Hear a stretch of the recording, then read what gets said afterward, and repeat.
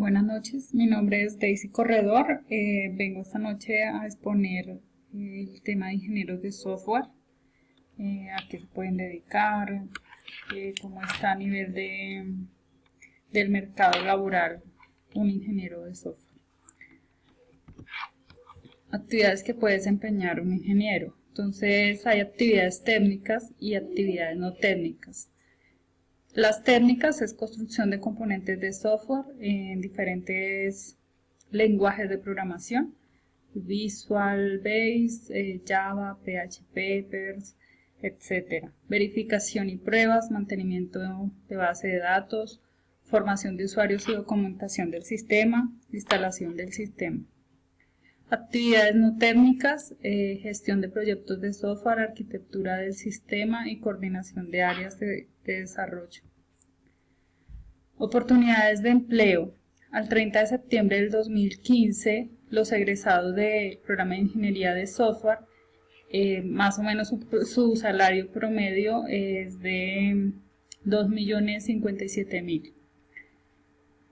Hay unos cargos como el de gerente, que están en un promedio de 9 millones, arquitecto 7 millones, desarrollador senior 4 y desarrollador junior 2.058.000. Normalmente cuando un estudiante termina su ingeniería de software, empieza a trabajar como junior.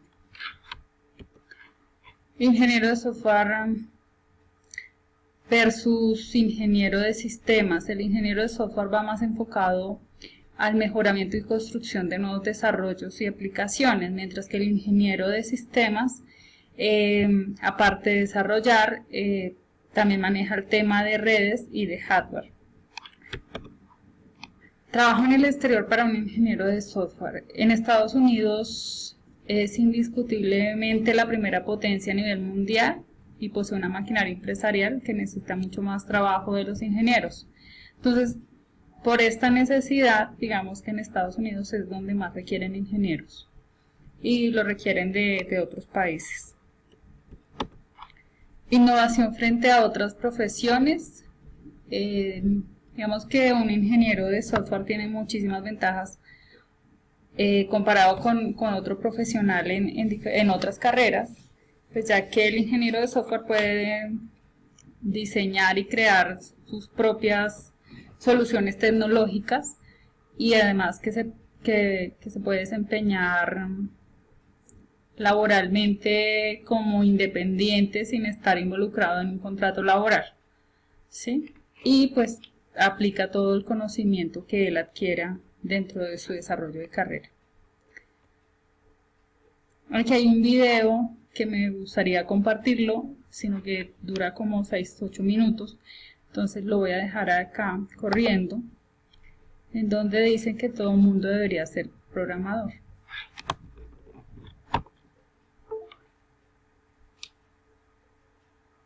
What do you want to be when you grow up, Olivia? An astronaut. I want to be a fashion designer. A basketball player. I want to be an actor. A doctor. A teacher. A chef. An artist. What do you want to be when you grow up? A mermaid. Do you know what a computer programmer is? No. No. No. I think it's something that has codes and is able to decode a mystery. I think that they... Wait, what? Computer programmer? No. Nowadays, just about everything requires some form of programming. So, what is it? Programming is basically explaining to a computer what you want it to do for you. When you're programming, you're teaching possibly the stupidest thing in the entire universe, a computer, how to do something. Programming is one of the only things in the world that you can do where you can sit down and just make something completely new from scratch, whatever you want. It's really not unlike kind of playing an instrument or something, or playing a sport. It starts out being very intimidating, but you kind of get the hang of it over time. Coding is something that can be learned, and I know it can be intimidating. A lot of things are intimidating, but what isn't? A lot of the coding that people do is actually fairly simple. It's more about the process of breaking down problems than sort of coming up with complicated algorithms as people traditionally think about it. Well, if it's fairly simple, why aren't there more of us doing it? Over the next 10 years, there will be 1.4 million jobs in computer science, and only about 400,000 grads qualified for those jobs. That's a shortage of 1 million people. So, how do you start?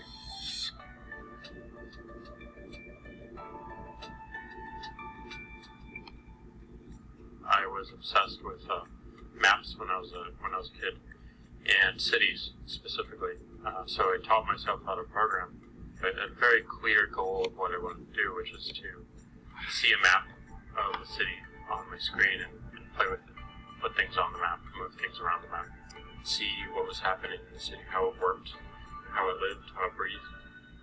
The best early thing was actually using software to decide when the classes in my school would meet, and that put me in a position to decide which girls were in my class. The first program I wrote asked things like, what's your favorite color? Or how old are you? I first learned how to make a green circle and a red square appear on the screen. The first time I actually had something come up and say, hello world, I made a computer do that. It was just astonishing. When I finally learned a little bit of programming, that blank wall resolved into a bunch of doors, and you open them, and finally you start to open enough doors that the light comes in. And to me, a finished program is like a structure filled with light. All the corners are illuminated. You understand the structure of it. It's a really serene feeling to have completed that.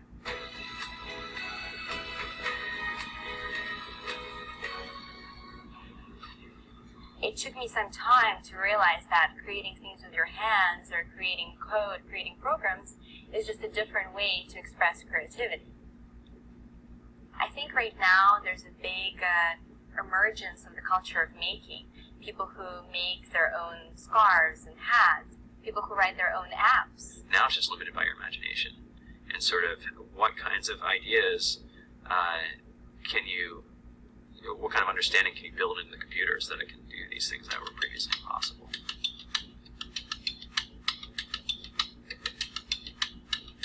All great things are built in teams when you collaborate with other smart people. You're testing your ideas, you're stimulating each other. That's what makes us successful. It's not some flash of brilliance by somebody who then codes 24 hours a day for 3 weeks. It's what happens. The magic happens when we're all on the same page, collaborating and building something together. There's a much greater need in the world for engineers and people who can write code than there will ever be supply. And so we all live these very charmed lives. To get the very best people, we try to make the office as awesome as possible.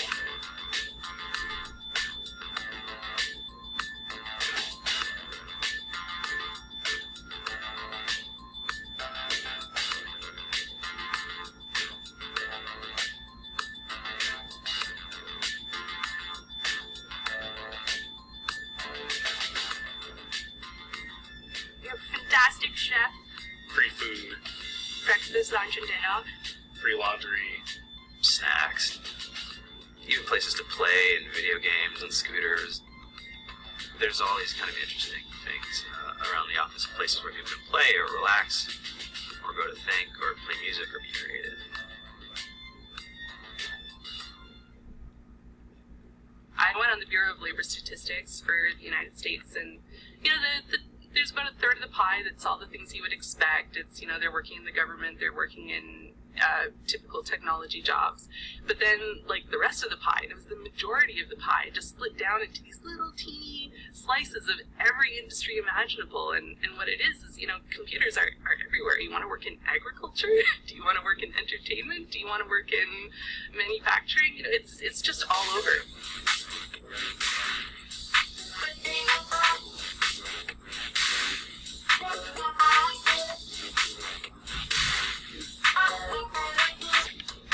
Here we are, 2013.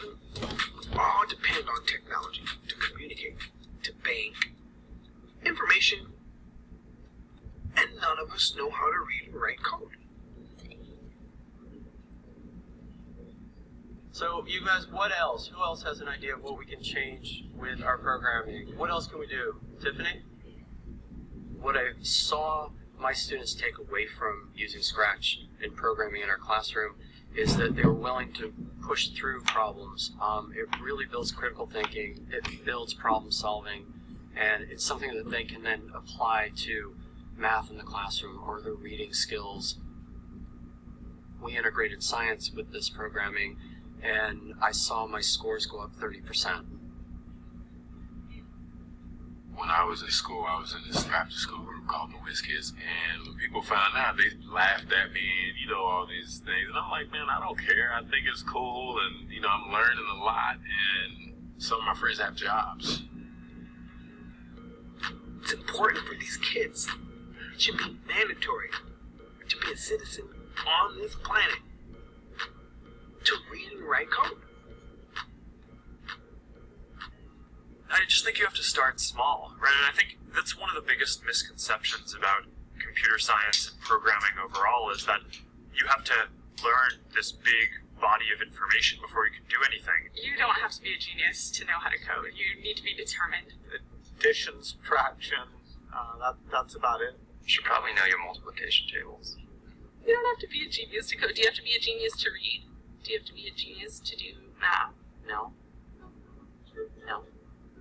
I think if someone had told me that software is really about humanity, that it's really about helping people by using computer technology, it would have changed my outlook a lot earlier. Whether you're trying to make a lot of money or whether you just want to change the world, computer programming is an incredibly empowering skill to learn. To be able to actually come up with an idea and then see it in your hands and then be able to press a button and have it be in millions of people's hands, I think we're the first generation in the world that's really ever had that kind of experience. The programmers of tomorrow are the wizards of the future. You know, you're going to look like you have magic powers compared to everybody else. I think it's amazing. I think it's the closest thing we have to a superpower. Great coders are today's rock stars.